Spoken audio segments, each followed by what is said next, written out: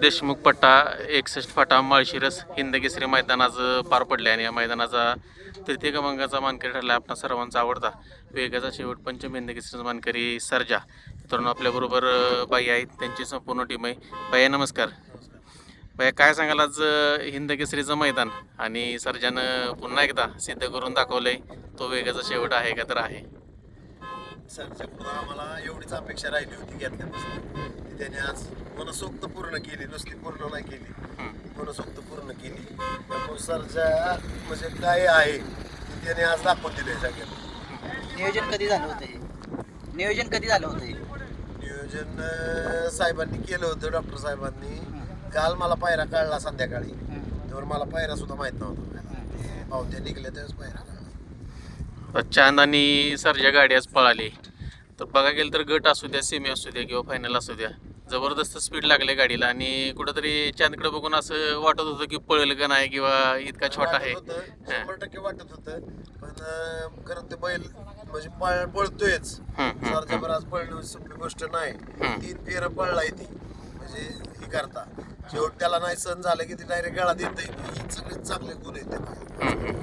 म्हणजे बाई आज सेमी फायनलची जर लढत जर आपण पाहिली असेल तर सर्जाचा जे पद्धतीने एक उल्लेख केला जातो ना की वेगाचा शेवट त्याला म्हणतात, निकालाला ज्या पद्धतीनं तो वाढत गेला किंवा त्याचा समालोचक पण म्हणतात की लभरागत ताणतो, पुन्हा एकदा त्यानं ते दाखवून दिलं.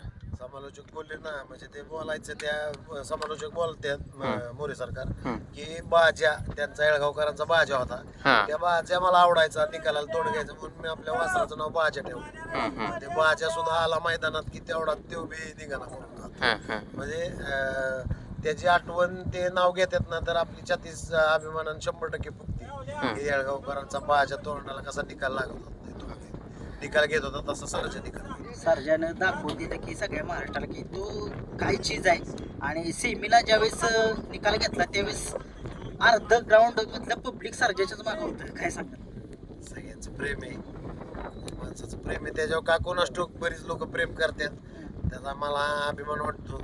आणि त्या माणसांचं तर आभारच आहे मनापासून की ते सरजेवर माझ्याकडे प्रेम करतात. बस ह्याच्या पलीकडे काय त्यांच्यासाठी बोलायचं नाही. आजपासून सर्जा षष्टम हिंदकेसरी झालेला आहे, काय सांगाल? नाही, आमची इच्छा होती, पण अजून बोर्ड नाही टाकणार मी. गाडी बोर्ड टाकणार एवढ्या 4 दिवसात. ते त्यावेळेस तुम्हाला 100% शूटिंग काढायला. किती षष्टम केसरी टाकायचंय का अजून कुठलं टाकायचंय त्यासाठी थांबलोय. बाई आता जे सेमी फायनलचा जो जल्लोष होता, ज्या पद्धतीनं सेमी सुटल्यापासून जी पब्लिक पूर्ण रश होता, एवढा म्हणजे जल्लोष होता पब्लिक मध्ये की सर्जासाठी. मी बघितलं बरं का बऱ्यापैकी. आता सरच्याचा एकदम शेवटचा सिमी होता, पण इतकं पब्लिक थांबलं होतं ते सिमी बघायला की काय त्याला मापच नव्हतं. आणि जसा जसा सरच्या पुढे येईल तसं तसं अख्खं ग्राउंड वरडायला लागलं होतं. म्हणजे त्या दोन्ही बाजूच्या गॅलऱ्या, पुढचं पब्लिक, कारण मी पुढं थांबलो होतो आज, त्यामुळं अख्खं पब्लिक ओरडत होतं सरच्या नावाने. सर्जा आणि बकासूर ही जोडी प्रेक्षकांची खूप कमेंट्स येत आहेत, सगळीकडे चर्चा चालली की शेटना विचारा नक्की कधी पाहणार, सांगा थोडी. आता काय होतं माहितीये का, आता आमचं निरोप कधी गेलेलं त्यावेळेस त्यांचं झालेलं असतं, त्यांचा मामांचा फोन येतो त्यावेळेस आमचं झालेलं असतं. पण ते पायरा तोडून आपण नाही ना पायरा करू शकत, असं असतं. शब्द केसरीला दिसू शकते का ही गाडी? आता काय सांगू शकत नाही. आमच्याकडून तरी एवढा शब्द सांगतो, आमच्याकडून काय प्रॉब्लेम. कारण की प्रेक्षकांच्या मनातली जोडी आहे आणि तुम्ही एवढं प्रेम करता सर्जावरती. अगदी सर्जाच्या मगाशी डोळ्यात सेमीला पाणी आलेलं, काय सांगाल? नाही, त्याचं म्हणजे काय माहितीये का, ज्यावेळेस मी बैल घेणार होतो तेव्हा मला एक जण म्हणण्यापेक्षा डॉक्टर साहेब मला बोलले होते, म्हणजे तुम्ही बैल घेताय खरा, पण ज्या दिवशी म्हणले तुम्ही बैल तुमच्या दारात आणचाल आणि त्या दिवशी थोडे दिवस जात्याल, त्यावेळेस म्हटलेले तुमची जी अटॅचमेंट आहे ना ती तुम्हाला कळेल सरच्याची काय. म्हणजे आज त्याच्या मागे एवढे फॅन फॉलोअर्स आहेत ना, त्याचं कारणच काय आहे तर त्या बैलाची अटॅचमेंट ही दुसऱ्या बैलापेक्षा जास्त माणसाला होती. पहिलं तो बैल माणसाला जवळ ना काय होऊन द्या ना, पण त्याची अटॅचमेंट 100% जास्त होती माणसाला. ते मला तर मी तर म्हणजे अनुभवतोयच. पण जे कोण लोक येतात त्यासाठी, त्याचे फॅन्स फॉलोअर त्याच्यासाठी, आता मगाशी तर ते भेटले त्याचे प्रेम करणारे, ते तर म्हणले मी माळ जपत बसलो देवाचं नाव घेत सरजाला सकाळी गुलालात राहावं म्हणून. म्हणजे असे निस्वार्थ प्रेम करणारे त्याच्यासाठी लय. तेवढं बघून आपल्याला म्हणजे खूप आनंद होतो ना. आपण त्यासाठी केलेले कष्ट सार्थक लागतात आपल्याला. सर्जा उद्या पळणार आहे का? सरजा उद्या पळणार. कोणत्या गटात पळणार आहे काय?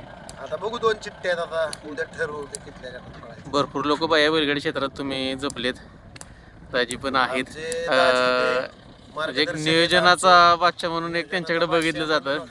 सर्जन त्यांचा आहे. हा. हे आम्ही बरोबरच आहे, शेजारीच राहिलाय.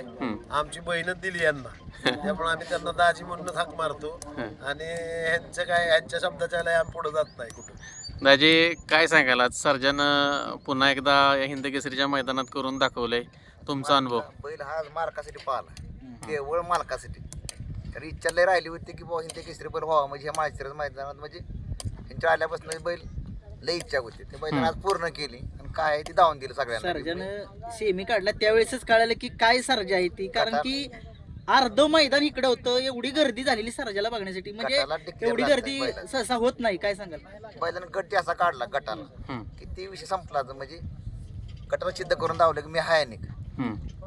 आता दाजी कुठंतरी तुमचा या पलीकडे क्षेत्रातला भरपूर अनुभव आहे आणि म्हणजे तेवढं तुम्ही या क्षेत्रात दिवस पण घालवलेत. तुमच्या अंदाजे आता सर्जाचा आत्ताचा जो पळ आहे त्याच्यावरून काय सांगाल? आणि बैल पळत तुझ्या पळणार, बैलच काय विषय सांगू शकतो. हम्म, हम्म, बैल त्याची एवढी तुलना करेल तेवढं कमीच आहे. काय सांगाल भैया?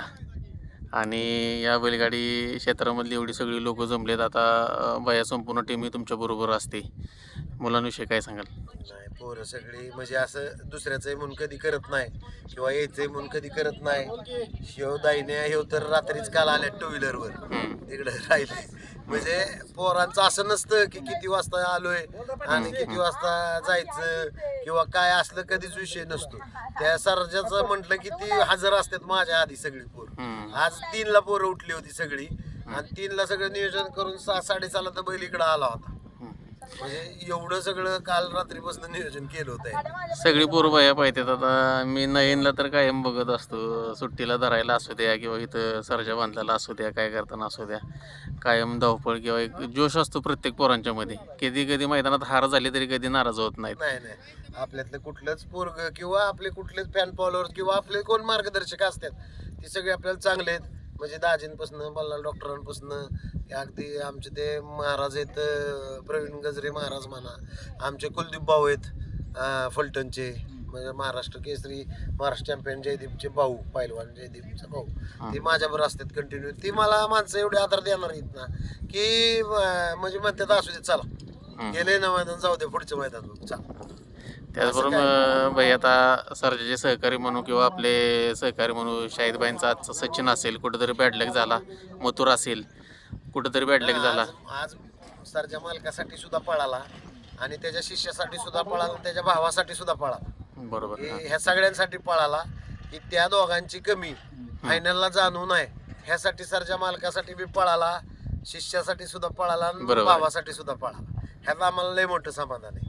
आणि ती पण हिंद केसरीच्या मैदानाला पळाला, ह्यात आम्हाला लय मोठं समाधान आहे. ठीक आहे. आपला सर्जा जो आहे तो कायम असाच नाव चर्चेमध्ये करावं आणि आम्हाला लवकरच बॅनल बघायचे.